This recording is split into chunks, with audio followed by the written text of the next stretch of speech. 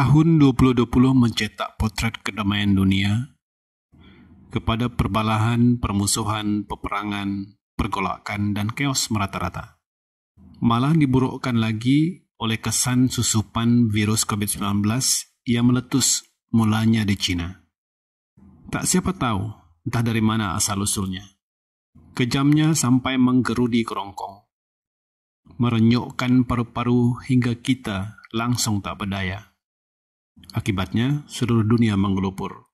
Yang mati akibat virus itu hanya terhitung di kalkulator. Yang kalkulator tak dapat hitung, cepat-cepat dikubur dan dilupakan. Di negara miskin, mayat-mayat mangsa tak teruruskan. Hanya mampu ditimbun seperti sampah buangan dibasahi embun.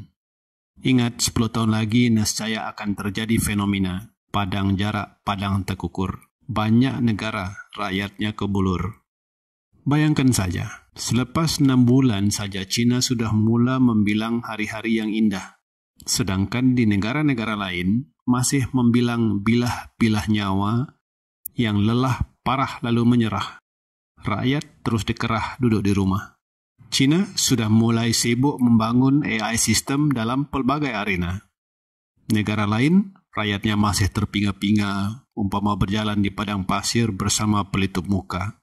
Entah bila boleh dibuka. Di Azerbaijan dan Armenia, akhirnya memetik picu semua senjata, berbalah kerana Nagorno-Karabakh. Di Britain, pemerintah bergelut dengan rundingan ekonomi sebaik tamat Brexit Desember nanti. Kenapa? Mereka fokus pada pembangunan ekonomi. Di Thailand, sibuk dengan demo membantah kerajaan. Tak pandai habis-habis, piknik di jalanan.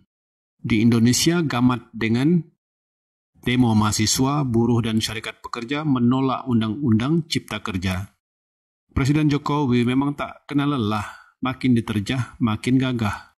Di Amerika pula, sibuk dengan kempen presiden antara Trump dan Biden di tengah-tengah rakyat mereka berperang dengan COVID-19 di mana-mana. Bunyi seperti amaran, "Don't come, you will be eaten." Biarlah, bak kata orang, biarkan si loncai terjun dengan labu-labunya. Yang paling pelik di negara kita, perebutan kuasa kepemerintahan negara tak pernah teredam walaupun dengan benturan COVID-19 merata-rata. Mata mungkin tak terbuka. Rakyat hanya makan nasi bungkus hasil ihsan insan yang masih memberi harapan. Politikus kita, umpama pemandu Formula 1, berebut nak di depan supaya nantinya menerobos garis penamat dengan gaya jantan. Kalau masih ingat, Mei 2018 bermula maraton lumba lari politik negara. Sejarah hitam bagi sesetengah orang. Malah ada yang rasa seperti tertampar asli jantan. Bukan saja yang tertewas rasa tertampar, bahkan penyokong tegar turut bergegar. Tidak kurang juga yang mengucap syukur dan tertawa, pantas mereka war-warkan. Kalau mau tahu, maraton ini digerakkan 2 ikon besar. Yang satunya dipandang all men dan seorang lagi prison man. Mereka pasang obor sekutu menguburkan mantera seteru bagi memacak kuasa yang padu. Obor sekutu yang digenggam dari muara sungai yang airnya hendak mengalir entah kemana. Memang kacau. Mana mungkin jika basisnya seteru tapi akhirnya menjadi sekutu. Bayangkan saja, umpama minyak petrol bertemu bara yang bila-bila boleh menyala setelah begitu lama asyik memendam rasa. Tapi tak siapa sangka, gabungan 2 men ini mampu menumbangkan gergasi yang mereka lihat sudah kenyang, tak puasa-puasa. Siapa sangka? Setelah mengunus keris melempar motar propaganda di ranjang media, rejim lawan itu yang berkaptenkan all men dan berkompaskan prison men akhirnya merebut kuasa. Oleh siapa? Oleh hasil celupan jari jemari tangan rakyat perkasa. Ingat tuh. Rejim lawan yang selama ini hanya sekadar mampu mencakar pagar, kini berdiri gagah di menara kuasa dengan harapan tetap kekar dan bugar. Tapi sayang 1000 kali sayang, 22 bulan umpama mencecah sambal cili padi pedasnya belum terasa. Kuasa yang diimpikan sampai beruban dikatakan pula oleh rejim bongkah baton.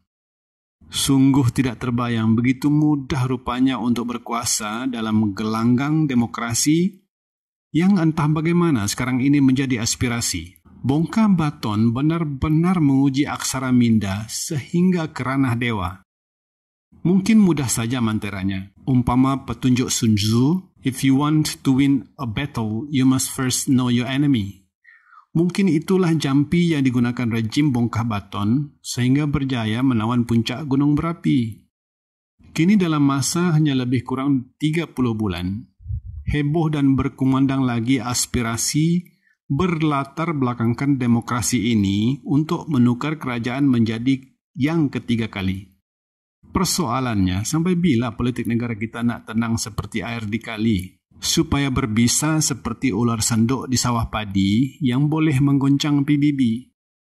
Sampai bila nak lihat rakyat makan nasi hari ini, tapi pada masa yang sama mereka berfikir, esok ada lagi kan nasi? Sampai bila nak jajah obligasi untuk rakyat? Sedangkan ramai rakyat sekarang ini bersusah payah mencari sesuap nasi.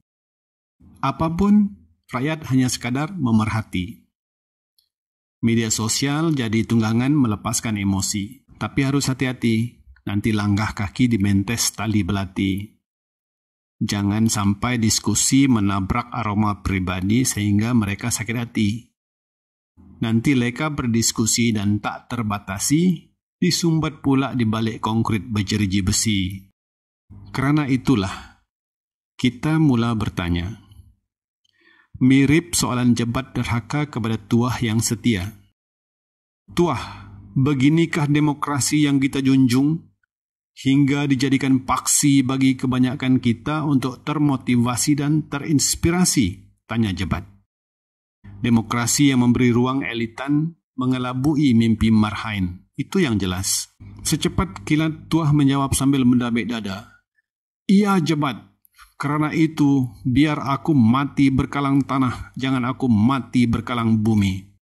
Hebat kau tuah, bisik jebat. Akhir kalam persoalan besarnya adalah, kemana sebenarnya negara ini hendak dibawa? Seperti ke bumi tak jejak, ke langit tak sampai.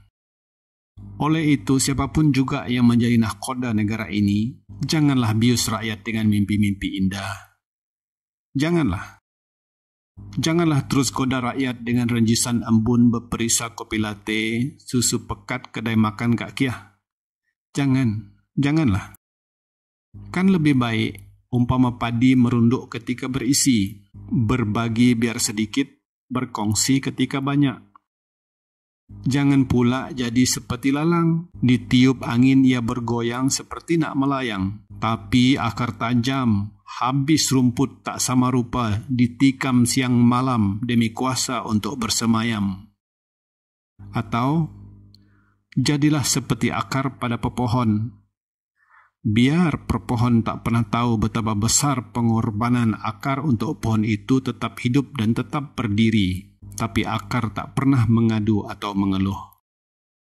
Kerana baginya, ini bukan tentang dia atau saya, kamu atau kami, kita atau mereka. Ia adalah tentang kita semua.